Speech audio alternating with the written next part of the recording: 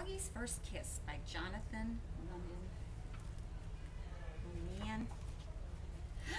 It was the week before Valentine's Day, and for Froggy, Valentine's Day meant candy, but it also meant love. At school, Froggy's mind wandered. "Froggy!" cried his mother, or his teacher, Mrs. Witherspoon. "What? Kindly pay attention, dear." And that's when he saw the prettiest girl frog in the whole world, a new girl in his class. Her name was Frogolina, and when she smiled at him, his insides got all soft and wiggly, like he had caterpillars for breakfast. "Froggy!" called his teacher. "What?" "Your eyes should be on your work, dear. It's not polite to stare." Oops. Who was he staring at?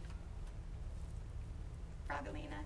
At recess, Frogolina smiled at him through the monkey bars. He was hanging upside down, and when he saw her, he fell smack on his head. Bonk! At lunch, Frogolina sat beside him, and she smiled, opened her lunchbox, and "Have a treat for you, Froggy. Close your eyes." And she gave him a big, juicy apple. And after lunch, Froggy and Frogolina played tetherball together, and Frogolina wound up, socked that ball, and Froggy was so busy looking at her, the ball hit him right in the head. Bonk! And knocked him down. And at lunch the next day, Frogolina smiled and opened her lunchbox. "I have a goodie for you, Froggy. Close your eyes." And she gave him a big cookie shaped like a heart. And that afternoon, Froggy and his class made Valentines, and they cut hearts out of paper, some big, little, red, pink. And just one, Froggy wrote, "I love you."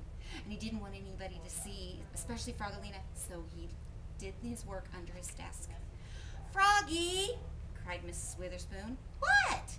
"Please work at your seat, dear, and don't make such a mess." When Froggy stood up, he hit his head on his desk, bonk, and everybody laughed, especially Frogolina. And at lunch that day, Frogolina sat beside him. She smiled, opened her lunchbox. "I have a surprise for you. Close your eyes." And what do you think she gave him? A big kiss. A big juicy kiss smack right on his cheek. Blech! Sputtered Froggy, looking more red in the face than green.